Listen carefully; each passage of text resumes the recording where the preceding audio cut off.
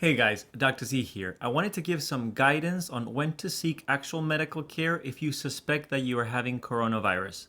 My advice does not replace consulting your personal doctor. However, I understand that in this age of co-payments and the true access to care of the average American, a lot of people don't have primary care doctors. So let me try to give you some useful information. The information I'm about to give you is based on the guidelines by the World Health Organization, as well as two articles from JAMA released in the past weeks pertaining to the experience of the Chinese doctors in China and current guidelines on how to treat this disease in ICU across the nation. The numbers, you know them. The current mortality rate of the coronavirus goes all the way from below 1% of everybody infected to passing 3%. One of the main factors affecting where that number will land is actual access to proper intensive care, meaning the areas of the world where healthcare was overwhelmed were the areas that reported the worst mortality. And that includes the north of Italy and the Wuhan region at the beginning of this crisis. If the healthcare system is overwhelmed, the mortality rate of coronavirus is multiplied times 7, and that's very important. That's why you have to stay at home.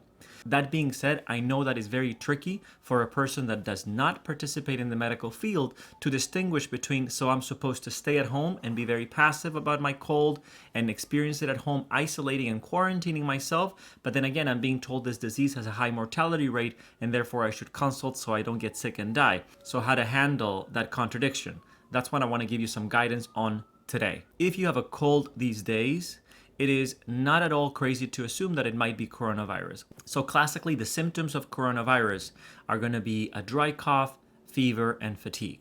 The fever usually reaches to 100.4 and higher, especially after the second or third day since the onset. That being said, with coronavirus, you're allowed to have a multiplicity of symptoms. You can have sore throat, you can have nasal congestion, you can have a cough that becomes or is productive, meaning you have sputum with it, you can have low appetite, you can even have nausea, vomiting, diarrhea. All these symptoms are allowed with coronavirus. The availability of testing on most parts of the US, it's still very limited. So you're not going to get anything from actually going out there and seeking a test more than exposing others to your potential coronavirus infection or catching coronavirus if what you had was just a flu. So we need to understand the moment to consult and to go to an emergency department will be that moment when we are concerned that the gravity of your particular course of coronavirus warrants hospitalization. How to know that? This is a movable threshold, meaning the higher risk you have, the lower the threshold you're going to have to go to seek care. The lower the risk you have, the higher the threshold. What moves this threshold to consult for care down, meaning what makes you a higher risk patient?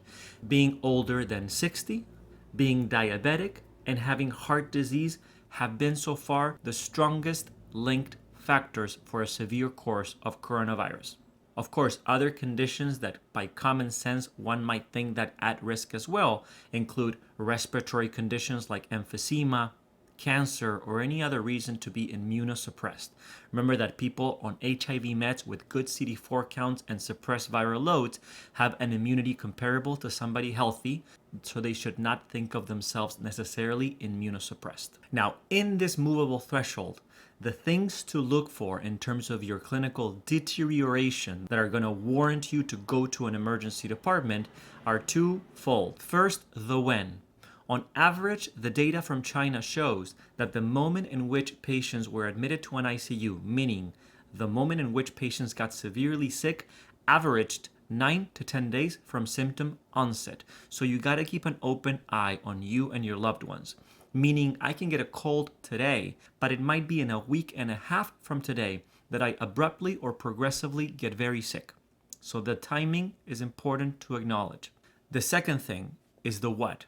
What do we look for in the course of an upper respiratory infection that makes me think things are getting more complicated? First and foremost, the breathing. Respiratory failure is the most common reason why people with the coronavirus require ICU care, meaning they're going to most of the times need mechanical ventilation. Respiratory failure is not just feeling like, I feel a little bit short of breath. Remember, mild shortness of breath is sometimes expected in the normal course of a mild coronavirus infection. How to know if my shortness of breath is actually concerning? good objective way to look at this is with the respiratory rate. If you live alone, film yourself in a moment that you're not paying attention to it.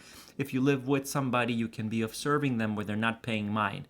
The problem with monitoring our own breath is that it's a very subjective interpretation, and we are in a very anxious moment. So a lot of people might just get winded thinking about this stuff.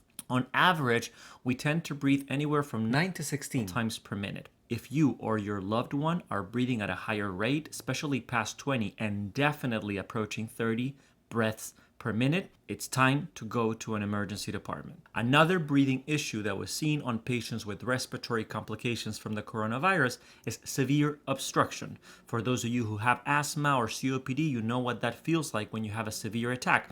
For those who don't, this is the experience of feeling like you're breathing through a straw, and it takes you a big while to fully inflate your lungs, and it's becoming very difficult to fully deflate them in order to obtain the next breath. The second range of symptoms have to do with circulatory issues, meaning there's not enough blood pumping for all your organs to be working properly. Of course, we're talking about a very latter stage of the complications of corona. And at this point, if you're exhibiting any of the symptoms or signs that I'm about to name, you should have been already in an emergency department. And if not, you need to go there ASAP. I'm talking about patients who have cold limbs despite staying hydrated and being in a warm environment.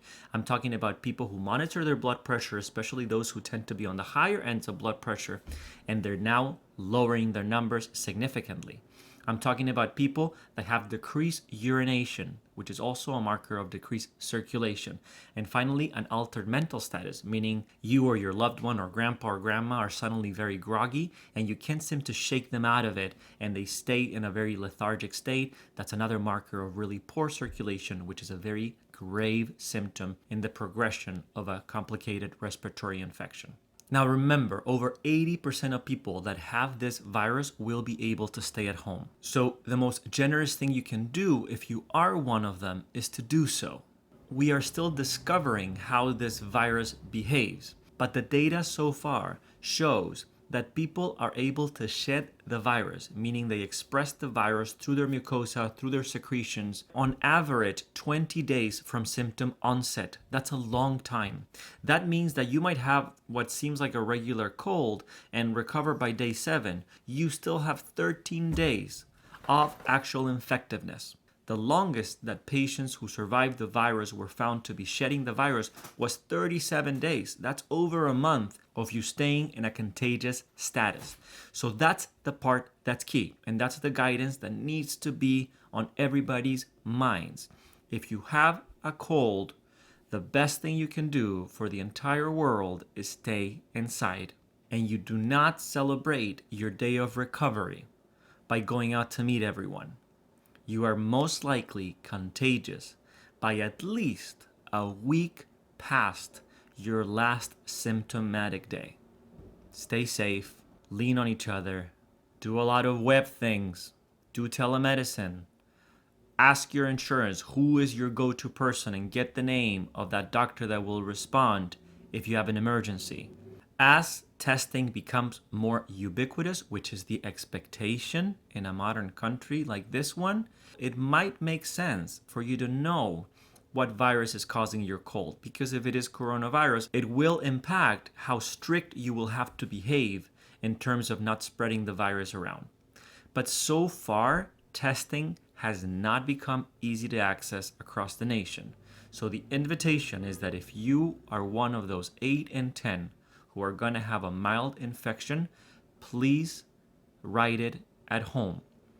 And if you're going to be one of those 2 out of 10 who have a severe infection, then know when to consult. What do you think? You think that was informative? Was that good enough?